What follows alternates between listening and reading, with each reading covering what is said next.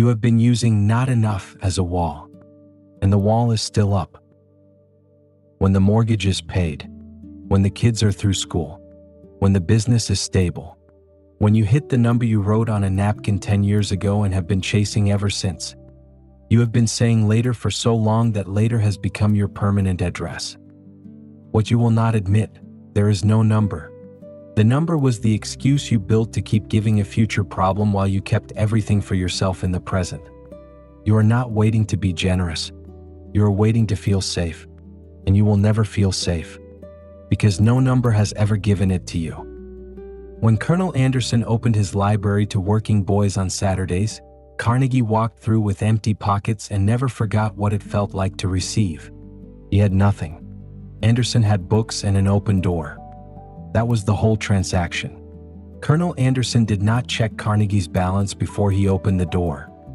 He opened it because he had books and boys had Saturdays. That was enough. Enough is not a number. It is a door that opens. You have more than enough to give something today. A book, an hour, a name, a door held open. The door stays closed, not because you have nothing, because you have decided that what you have is yours. You have been deciding this every morning for years. Every time you walked past the person who needed you. Every time you kept the book instead of lending it. Every time you said, "I will when I can," and never checked if you could. The decision was never about having enough. It was about being willing. And willingness is not a resource. It is a choice you make before the coffee is poured. Because waiting to give teaches you something dangerous. It teaches you that your money is yours.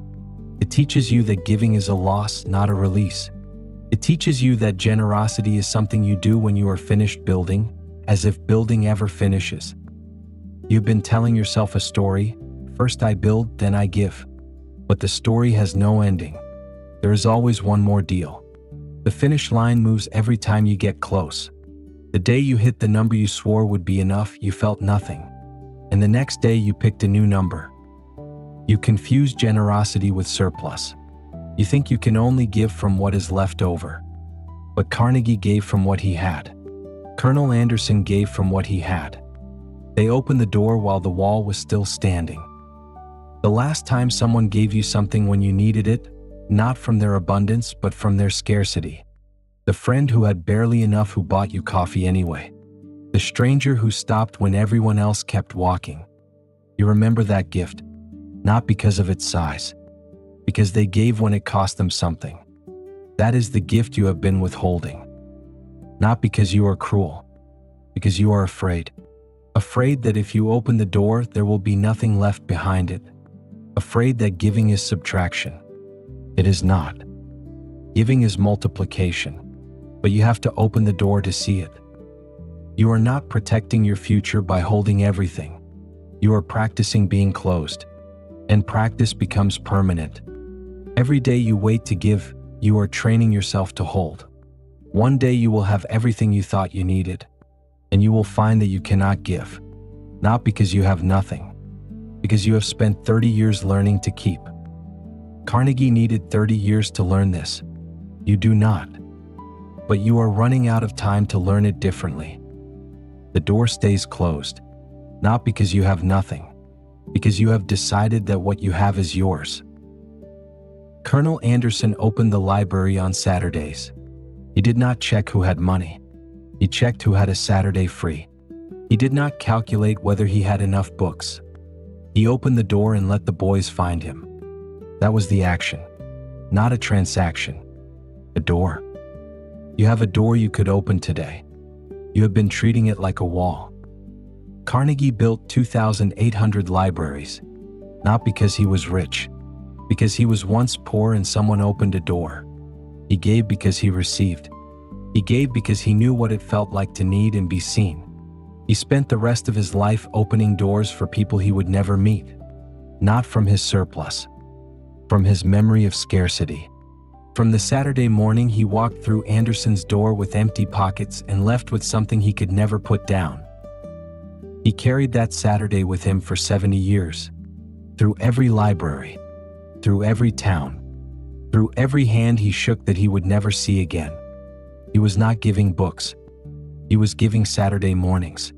He was giving the thing he had received when he had nothing. That is how doors work. They do not open once. They open forever. Every time you walk through a door someone opened for you, you become the door. Carnegie became 2,800 doors. Not because he had 2,800 books. Because he had one Saturday morning he could never repay. And he spent his life paying it forward. You have been waiting to feel secure before you give. But security does not come from holding. It comes from opening. The door that stays closed is just wood. The door that opens becomes a way. The gift that moves stays alive. The gift that sits becomes a burden. And you have been carrying that burden for years. You have been waiting to be asked.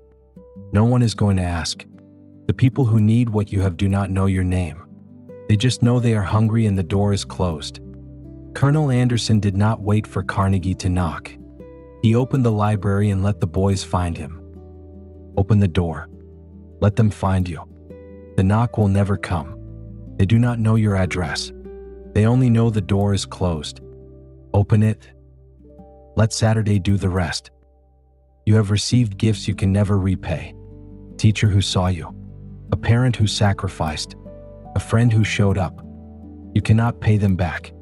But you can pay it forward. Not from what is left over. From what you have right now. Which has always been enough. You have been chasing the wrong kind of enough.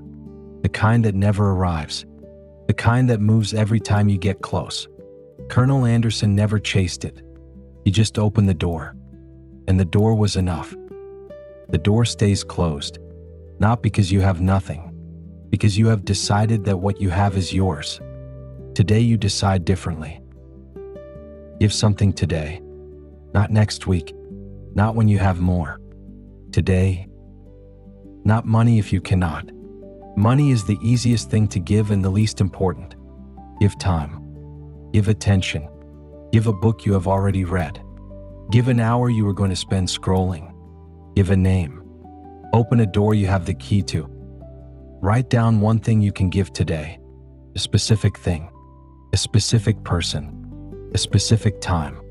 Not after this scroll. Now. Pick the person. Pick the thing. Pick the hour. Then give it. Before your brain invents the reason to wait.